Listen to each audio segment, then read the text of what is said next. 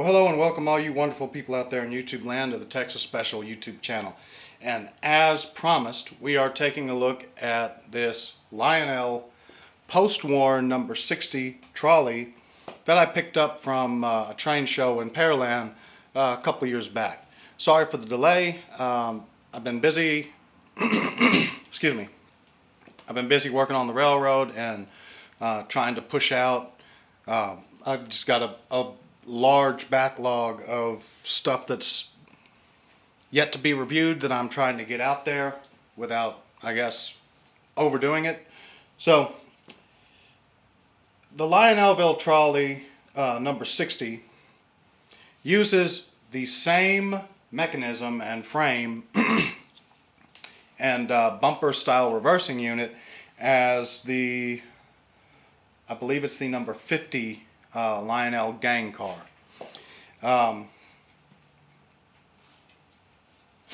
It was first introduced in 1955 and was available for 4 years, but the production run for these ended in 1956. A common problem for these things was overheating. Lionel had a shockproof lamp that was painted silver on top to deflect heat. Excuse me. While later productions would have a reflective aluminum coating on the underside of the roof and 4 vents on each side of the roof to aid in heat dissipation. Now this is the earlier iteration that does not have the vents. There are other variations, mainly focusing on the type of bumper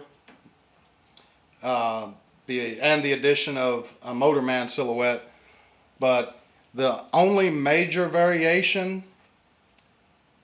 other than this one is the rarer type that has the blue lettering heat stamped into the yellow plastic of the car versus the black lettering, which is much more common.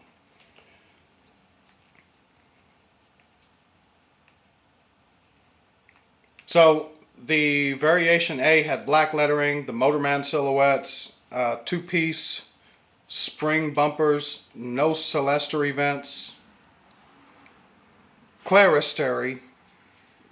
This was the earliest production in 1955.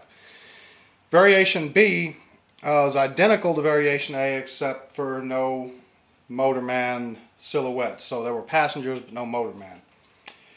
Variation C had the blue lettering and 2-piece spring bumpers, no clerestory vents, and this is the most common variation.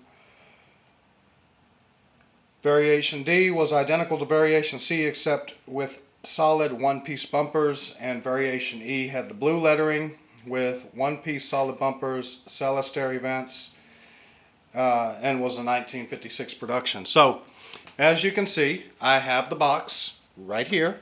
This is what the orange boxes of happiness at one time used to look like. So we will call this a brown box of happiness. You have the, of course, number 60 trolley car, Lionel Trains, the New York, Lionel Corporation, Chicago. Open the flap,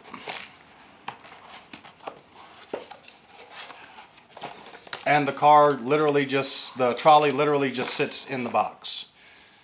Now, original shipping from the factory, this thing would have had some wax paper wrapping, and of course the instructions.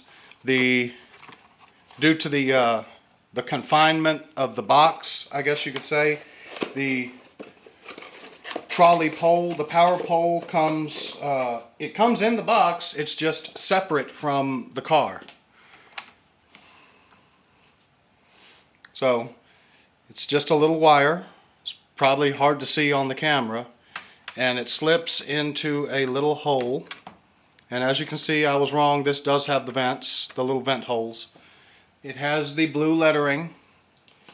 It does have the passenger silhouettes, as you can see there, but no motorman silhouette. The 1-piece bumper. And then to install this, there's a itty bitty little hole right there. You just slide it in, and friction keeps it in place, and these two little springs right here molded into the plate, mounting plate, keep it from rotating too much side to side. So the way that these cars work, they are bumper activated, which you'll see here in a moment. So right now this bumper's pushed in. The car would be going that way if it was under power. It goes to the end of the track, hits the bumper, the trolley pole rotates. There's a little momentary delay, which I'm not going to lie, I really like that momentary delay. It's a cool effect. And then the trolley takes off in the other direction. The car has interior lighting. It does have, as I said, the passenger silhouettes. It does have the blue Lionelville Rapid Transit. Save time. Fare ready. Save time, have fare ready. Built Lionel 955. Of course, the number 60. You have these cool little window pane details. All of the details on this car are cast on. There are no separately applied details other than the trolley pole, which again is mounted in place, basically just with friction. You have these cool little doors on each corner of the car, catty corner from one another. On the top of the car, you have, of course, the vents, as I said, to help with heat dissipation. And they're not wrong. This thing does get hot. It doesn't take long for it to get hot. I got to keep my eye on this thing when I'm running it, when I'm filming run videos and whatnot, because if you're not careful and you let it run too long, you try to pick this thing up, you'll burn yourself. You have this wooden walkway up here, and of course you also have some additional vent holes right here for heat dissipation. On the end of the trolley, you see a molded on headlight detail, more windows, and a little announcement board, which on a prototype trolley would show, hey, this car is going to this trolley is going to this location. The underside of the car, we see the four wheels, of course, two pickup rollers, and the solid one-piece bumpers. So the way it works is this thing is just as this slides, that acts as the, activator for the reversing unit.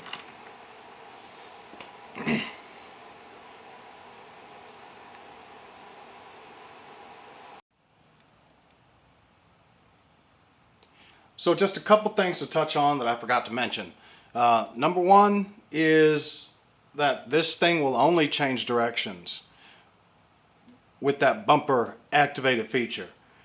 Killing the power and turning it back on like a normal Lionel locomotive isn't going to do anything. It's just going to continue to go in the direction that it was last going when you cut the power, until it reaches the end of the track or bumps into something. And number two, this is, of course, given the short wheelbase, I almost feel like I'm insulting y'all's intelligence saying it, but I'm going to say it because invariably someone is going to ask. This thing will run on 0.27 diameter curved track. So for any two-railers that are being curious and checking out Lionel trains, what that means is, in y'all's world, 13.5-inch radius. O-gauge, we like, at least three railers, we like to do diameter versus radius. So, I thank y'all for watching. I hope you found it entertaining. Texas Special, out.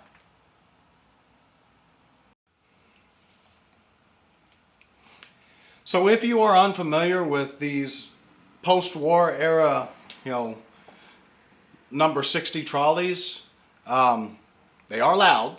They certainly are not quiet like, you know, modern electric motors. They're called growlers by a lot of post-war aficionados for a reason. And if you have one and you notice it's making a lot of noise, that's actually normal. So here we go. Even though there's